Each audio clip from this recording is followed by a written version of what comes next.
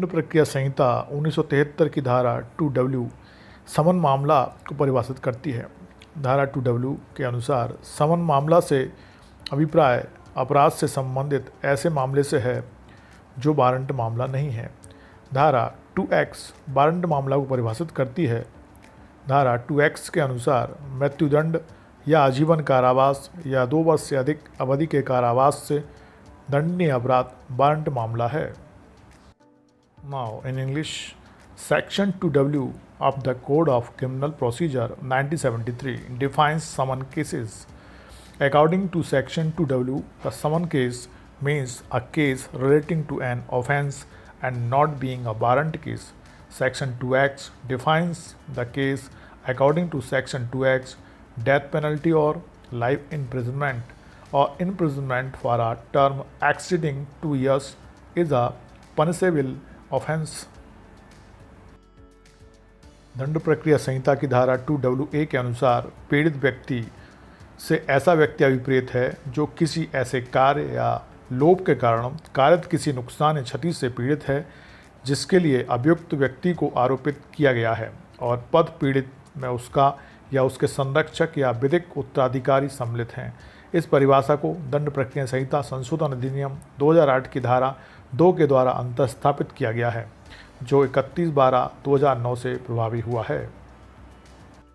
Now, according to Section 2WA of the Criminal Procedure Code, aggrieved person means a person who is suffering from any loss or damage caused by an act or omission for which the accused person has been charged and the term victim includes his or her guardian or legal heir. This definition was given by CRPC Amendment Act 2008 has been inserted by Section 2 which has come into force with effect from 31/12/2009.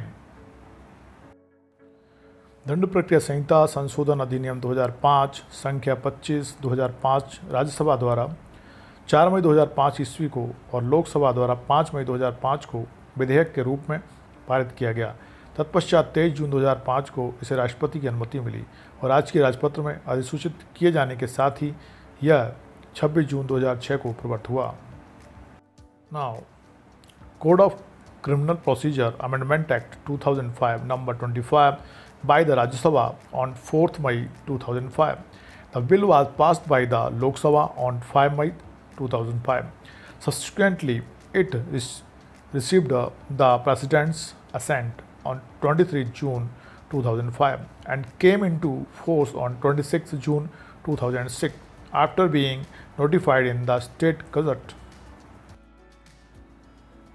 दंड प्रक्रिया संहिता की धारा 6 में दंड न्यायालयों का वर्ग उपबंधित है जिसमें सेशन न्यायालय, प्रथम वर्ग न्यायिक मजिस्ट्रेट और किसी महानगर क्षेत्र में महानगर मजिस्ट्रेट, द्वितीय वर्ग न्यायिक मजिस्ट्रेट शामिल हैं। इस प्रकार किशोर न्याय अधिनियम 2000 के अधीन बाल न्यायालय तथा पंचायती अदालत दंड न्यायालय नहीं है। Now section 6 of the criminal procedure code provides the classes of penal codes in which the sessions code includes first class judicial magistrate and in any metropolitan area metropolitan magistrate, second class judicial magistrate. Thus under the Juvenile Justice Act 2000 the Children's Court and the Panchayati Adalat are not penal courts. दंड प्रक्रिया संहिता 1973 की धारा 8 के अनुसार राज्य सरकार किसी क्षेत्र को महानगर क्षेत्र तभी घोषित करेगी जब उसकी आबादी 10 लाख से अधिक हो। दंड प्रक्रिया संहिता 1973 की धारा 9(2) के अनुसार प्रत्येक सेशन न्यायालय में एक न्यायाधीश पीठासीन होगा जो उच्च न्यायालय द्वारा नियुक्त किया जाएगा। Now according to the interpretation of criminal procedure code 1973 the state government shall declare an area as a metropolitan areas only if its population is more than 1 million. According to Section 9, Clause 2 of the Interpretation of Criminal Procedure Code 1973, in each Sessions Court a judge shall be presiding appointed by the High Court. CRPC 1973 की धारा 9(3) के अनुसार उच्च न्यायालय अपर session न्यायाधीशों और सहायक न्यायाधीशों को भी सेशन न्यायालय में अधिकारिता का प्रयोग करने के लिए नियुक्त कर सकता है। एज पर section 9 clause 3 of CRPC 1973, the high court can also appoint additional session जजेस एंड असिस्टेंट जजेस to exercise jurisdiction in the session court. दंड प्रक्रिया संहिता 1973 के तहत सत्र न्यायालय के न्यायाधीश का स्थानांतरण उच्च न्यायालय द्वारा किया जाता है। संहिता की धारा 9 में सत्र न्यायालय के संबंध में उपबंध समाविष्ट है। द जज of session court is transferred by the high court under the code of criminal procedure 1973। Section 9 of the code contains provisions regarding the court of session. दंड प्रक्रिया संहिता 1973 की धारा 11 की उपधारा 2 के अनुसार न्यायिक मजिस्ट्रेट के न्यायालय के पीठासीन अधिकारी की नियुक्ति उच्च न्यायालय द्वारा की जाएगी। According to sub section 2 of section 11 of the code of criminal procedure 1973, the presiding officer of the court of judicial magistrate shall be appointed by the high court.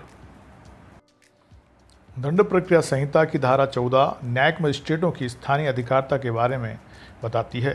धारा 14 क्लॉज 1 के अनुसार उच्च न्यायालय के नियंत्रण के अधीन रहते हुए मुख्य न्यायिक मजिस्ट्रेट समय समय पर उन क्षेत्रों की स्थानीय सीमाएं पर निश्चित कर सकता है जिसके अंदर धारा 11 या धारा 13 के अधीन नियुक्त मजिस्ट्रेट उन सभी शक्तियों या उनमें से किन्हीं का प्रयोग कर सकेंगे जो इस संहिता के अधीन उनमें निहित की जाए।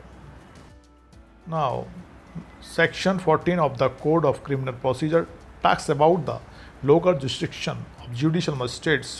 According to section 14 clause 1, the chief judicial magistrate, subject to the control of the high court, may from time to time determine the local boundaries of the areas within which the magistrates appointed under section 11 or section 13 of all those powers or of them be able to use anything which is contained in them under this code. दंड प्रक्रिया संहिता 1973 की धारा 15 की उपधारा 2 के अनुसार मुख्य न्यायिक magistrate अपने अधीनस्थ न्यायिक मजिस्ट्रेटों के कार्य वितरण के बारे में नियम बना सकता है या विशेष आदेश दे सकता है। According to sub section 2 of section 15 of the code of criminal procedure 1973, the chief judicial magistrate may make rules or make special orders regarding the distribution of work of his subordinate judicial magistrates. दंड प्रक्रिया संहिता की धारा 20(1) के अनुसार राज्य सरकार प्रत्येक जिले और प्रत्येक महानगर क्षेत्र में उतने व्यक्तियों को जितने वह उचित समझे कार्यपालक मजिस्ट्रेट नियुक्त कर सकती है तथा उनमें से एक को जिला मजिस्ट्रेट नियुक्त करेगी। According to section 20 clause 1 of the code of criminal procedure, the state government may appoint as many executive magistrates as deems fit in each district and each metropolitan area and shall appoint one of them as district magistrate. दंड प्रक्रिया संहिता 1973 की धारा 24 की उपधारा 1 में लोक अभियोजक शब्दों के पश्चात एक या अधिक अपर लोक अभियोजक शब्दों को अंतः स्थापित किया गया। In subsection 1 of section 24 of the Criminal Procedure Code 1973, after the words public prosecutor, the words one or more additional public prosecutors were inserted. दंड प्रक्रिया संहिता 1973 की धारा 24(5) के अनुसार राज्य सरकार ऐसे व्यक्तियों को लोक अभियोजक नियुक्त नहीं करेगी जिसका नाम सत्र न्यायाधीश के परामर्श पर जिला मजिस्ट्रेट द्वारा तैयार की गई सूची में न हो। As per section 24 clause 5 of the code of criminal procedure 1973, the state government shall not appoint such persons as public prosecutors whose names are not in the list prepared by the district magistrate on the advice of the session judge. दंड प्रक्रिया संहिता 1973 की धारा 24 की उपधारा 7 के अनुसार कोई व्यक्ति लोक अभियोजक या अपर लोक अभियोजक तभी नियुक्त किया जा सकता है जब वह कम से कम 7 वर्ष तक अधिवक्ता के रूप में विधि व्यवसाय करता रहा हो। Now according to sub section 7 of the section 24 of the criminal procedure code 1973, a person can be appointed as a public prosecutor or an additional public prosecutor only if he has been practicing law as an advocate for at least 7 years. दंड प्रक्रिया संहिता 1973 की धारा 24 की उपधारा 8 के अनुसार विशेष लोक अभियोजक नियुक्त होने के लिए कम से कम 10 वर्षों का विधि व्यवसाय आवश्यक है. According to sub section 8 of the section 24 of the criminal procedure code 1973, a minimum of 10 years of legal profession is required to be appointed a special public prosecutor. दंड प्रक्रिया संहिता 1973 की धारा 25 की उपधारा 1 के प्रावधानों के अनुसार मजिस्ट्रेट के न्यायालय में मामले का संचालन सहायक लोक अभियोजक करता है. As per the provisions of sub section 1 of section 25 of the criminal procedure code 1973, the assistant public prosecutor handles the case in the magistrate's court. दंड प्रक्रिया संहिता की धारा 25 का की उपधारा 1 के अनुसार राज्य सरकार एक अभियोजन निदेशालय स्थापित कर सकती है जिसमें एक अभियोजन निदेशक और उतने अभियोजन उप निदेशक होंगे जितने वह ठीक समझे. यह उपबंध दंड प्रक्रिया संहिता संशोधन अधिनियम 2005 का अधिनियम संख्या 25 की धारा 4 के द्वारा अंतः स्थापित किया गया है. According to the subsection 1 of section 25A of the criminal procedure code, the state government may establish a directorate of prosecution which shall have one director of prosecution and as many deputy director of prosecutions as it thinks fit. The provision CRPC Amendment Act 2005 has been inserted by section 4 of Act number 25. दंड प्रक्रिया संहिता संशोधन अधिनियम 2008 की धारा 4 द्वारा धारा 26A में एक परंतु अंतर स्थापित किया गया. इसके अनुसार यथासंभव भारतीय दंड संहिता की धारा 376, धारा 376A से E तक के अपराधों का विचारण यथाशक्य महिला पीठासीन अधिकारी तथा न्यायाधीश द्वारा किया जाएगा. Now a proviso to Section 26A was inserted by Section 4 of the Criminal Procedure Code Amendment Act 2008. According to this, as far as possible, the offences of Section 376, Section 376A to E of the Indian Penal Code will be considered by the female presiding judge as soon as possible.